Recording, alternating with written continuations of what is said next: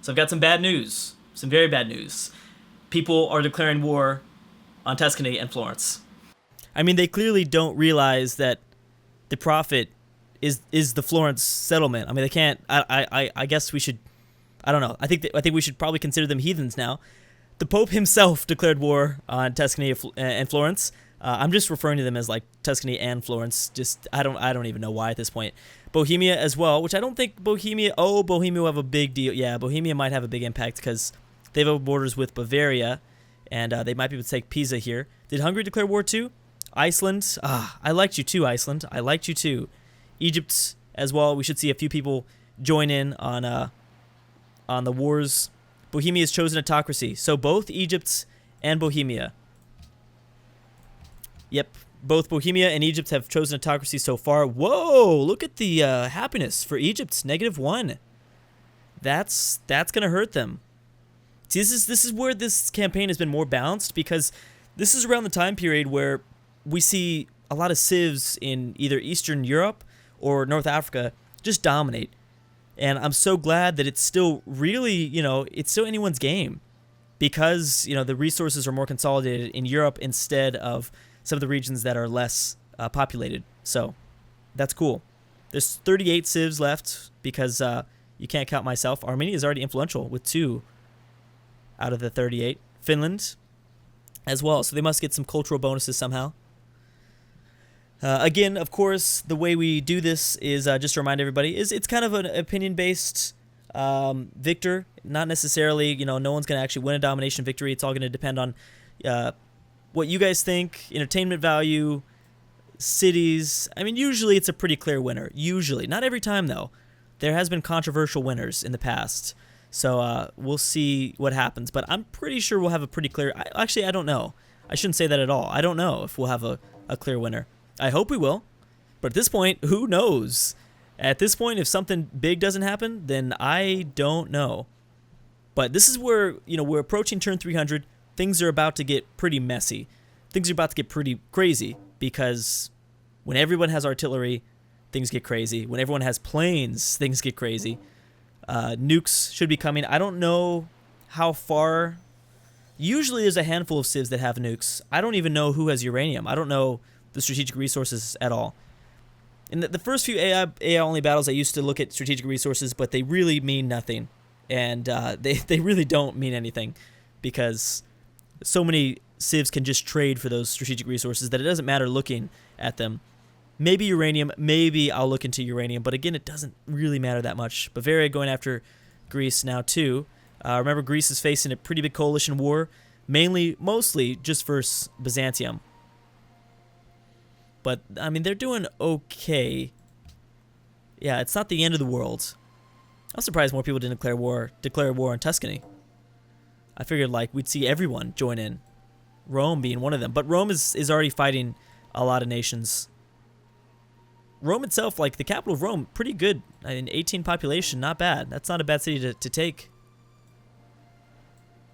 And now, I mean, in terms of Iberia, all Portugal has to do is... Portugal now declaring war on Greece. They won't be able to have an impact, though. They won't do much. Okay, well, that's a big one. The Goths now going after Greece and Hungary. Okay, boom. So we're about to see the collapse of Alexander here.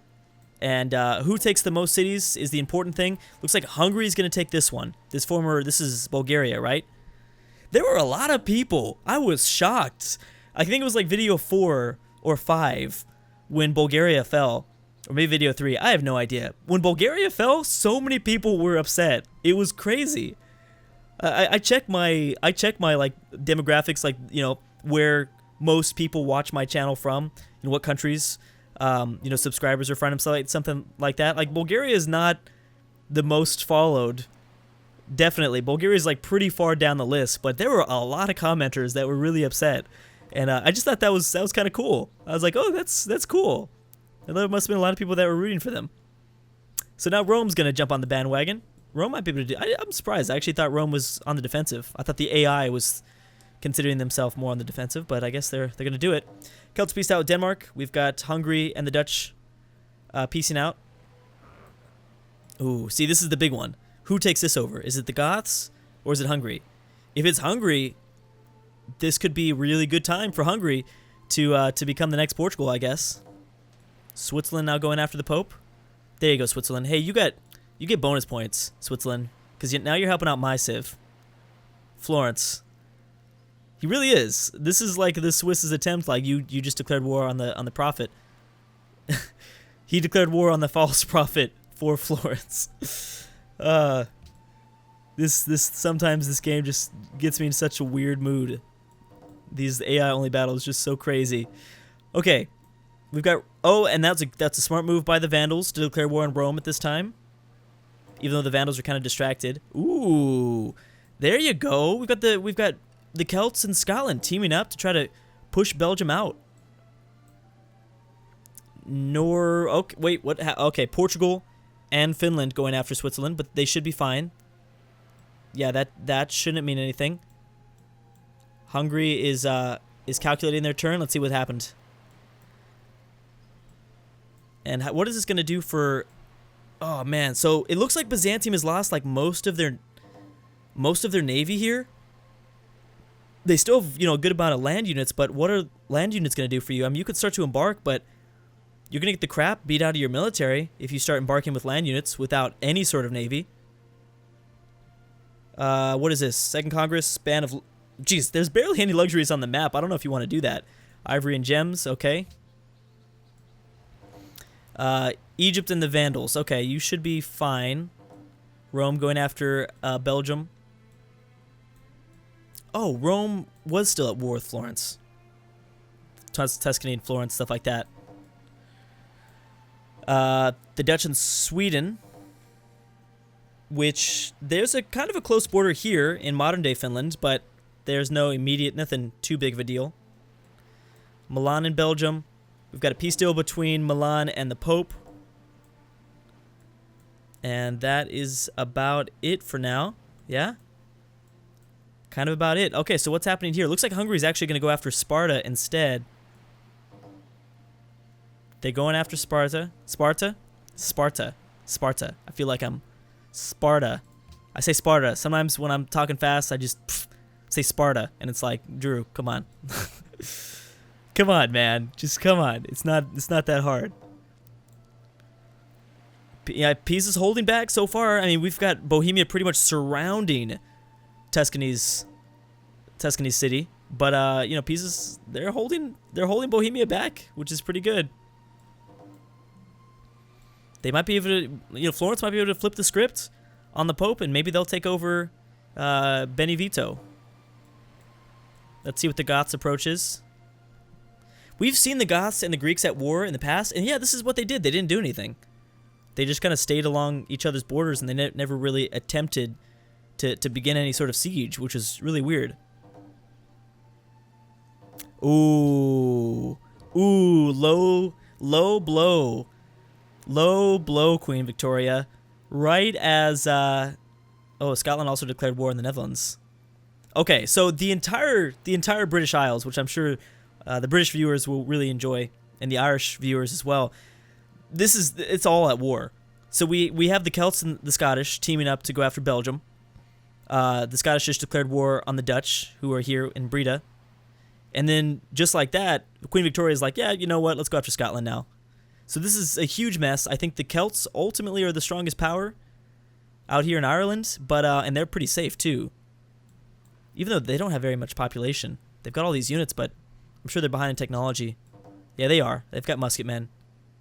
I mean, that's not a huge deal. But anyways, point is, this whole region of the map, all at war with itself, pretty much. I mean, that's a smart move by Queen Victoria. I'd like to see something. I'd like to see some sort of, power rise up here. So, it'd be nice. Antwerp looks like it's going to fall. I mean, you've got multiple privateers, a Gatling gun that can do some damage. Not sure. Oh, Scotland goes last now. Scotland is the last civ to process. So we'll see if they take them over, or they might have to back up. Pope going after the Netherlands. We've got the Vandals now going to try something with Greece, but yeah, pretty much all the civs in North Africa are pretty much insignificant now. Carthage and the Vandals both very disappointing. They didn't have the best game. Prussia now choosing order. Really smart move. Although that's going to make the ties between Bohemia and Prussia probably sever here. I'm guessing. Smart move by Prussia, starting to build more of a force in the Baltic Sea. That's a good move. And I'm surprised, yeah, Sweden is going to go after Utrecht. That's kind of cool. 2 more turns until we reach turn 300. For anyone that doesn't math, which is kind of me. But I just needed to sometimes show, hey, I can math sometimes. My math skills is good. So is my English skills. Portugal took what? Wait, when has Portugal... I don't even remember the Portuguese... Oh, they did. Wait, no, I kind of don't remember that. Well, anyways, Portugal declared war on Switzerland at some point. I know I said it. I remember saying it, and I probably just didn't take note of it all that much. France are back at war with a bunch of people, and boom, yeah, so Scotland did take Antwerp. You know what? Portugal could easily just... Oh, man. Okay, now I'm starting to realize something big. It looks like Portugal can sweep Switzerland here. They might. Switzerland's kind of distracted by the Pope War. How's Bohemia doing? Bohemia's starting to move in on Pisa. Oh, man. Is this going to be the game for Portugal? So Scotland probably won't be able to destroy Belgium. I don't think Portugal has, or Belgium has, any other colonies outside of their capital now. Really? Portugal declared war on Scotland. See, if the Celts were to... Here's the thing. Like, I think that Portugal is going to be almost unstoppable, at least when it comes to Western Europe, because nobody has... Ooh, the British just swooped in and grabbed that city instead. World's most wonderful people, Bavaria. See, Bavaria, that's big. Imagine if Bohemia takes over Bavaria, which is entirely a very, I think, good possibility of happening. I don't know, that does not make any sense. But yeah, Belgium takes over Bavaria. That's 17 wonders. I don't know. I don't even know if even if Portugal were to consolidate Western Europe, is that enough? 17 wonders is a good amount. I mean, that's helping them in all categories. Well, Switzerland has 3 wonders for themselves, so that if Maria continues to dominate, then she would grab those 3 wonders, bringing her total to 4, which is kind of nothing if you think about it. And then yeah, most other people are at 0. I was right, or I was wrong. I thought that I'm on this list. There are 39 civs. Yeah, there are still 39 civs. I was looking at this and I was like, yeah, this doesn't count me. Okay, just making sure. Yeah, just making sure. Okay, so the Portuguese-Scottish War probably won't change anything. I don't think. I don't see, like I said, yeah, so the only person I think that could stop Portugal right now, from Western Europe at least, is someone out of the British Isles, and I can't see either the Celts, the British, the Scottish ever doing that. Maybe the Dutch. I actually could see the Dutch. How crazy would that be? I could see the Dutch attack for London or Birmingham, which I always say wrong. I will always, for the rest of my life, say that wrong. Yep, there goes Pisa. And Bohemia at the same time getting a lot of power too. But yeah, maybe the Dutch could rise up. We've got the Huns and Prussia piecing out, and so ivory was in fact banned, and so was gems. So Bohemia and Portugal, I think, are some of the strongest powers right now. And Pisa wasn't like the best city in the world, but that's gonna, give Pisa Pisa was not the best city in the world, but it's gonna give Bohemia more of a chance to attack, more civs. They could go after Rome now. Theoretically, they could easily go after Rome. They now have a tile, actually, in the Italian peninsula. Looks like Milan will fall next. Yeah, I've got to... The fact that they have these artillery weapons, I mean, that's a huge deal. Hey, Tuscany took it back. Look at that. Well, it's going to distract Bohemia for a little bit longer. And, yeah, it looks like Byzantium is just going to say, screw it. Bohemia took it. Okay. Bohemia, you're playing with fire, man. You're playing with fire. I guess ultimately Florence is the city that can't be taken, so you're still fine taking Pisa, right? I guess. I don't know.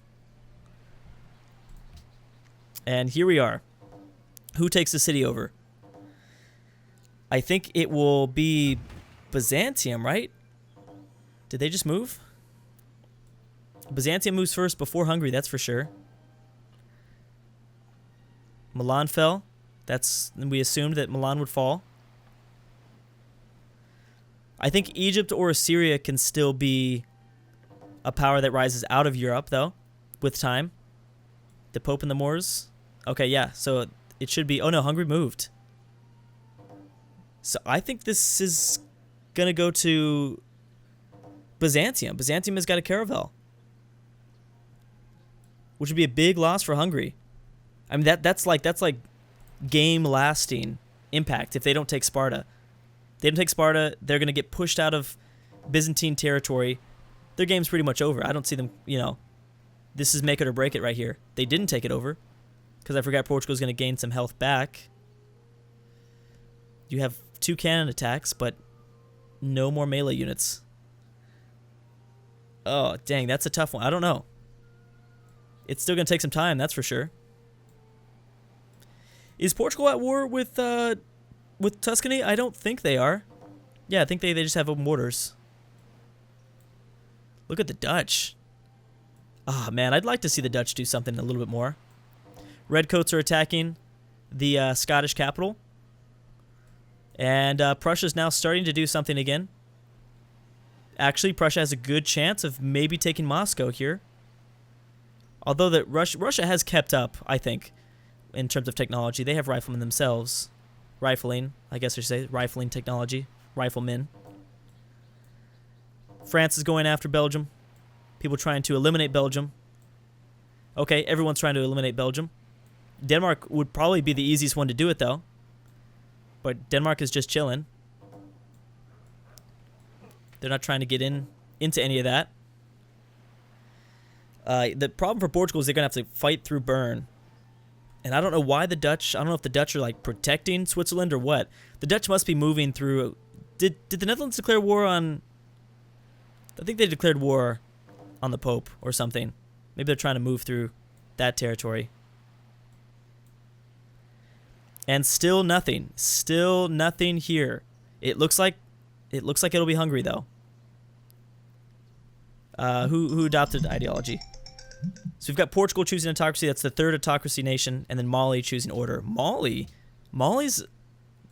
Is Mali doing that good in technology, I guess? I mean, I guess they are. Yeah, there it is. 2 order and 3 autocracy. So there's still so much that can happen. It's hard to say that we've established like 3 powers that will probably end up ruling the rest of the series. I still think that there's opportunities that kind of the medium tier civs can have to take over an entire civ. Like who knows what Hungary can do. But we'll have to see in the next one. Thank you guys for watching, and I'll see you guys next time.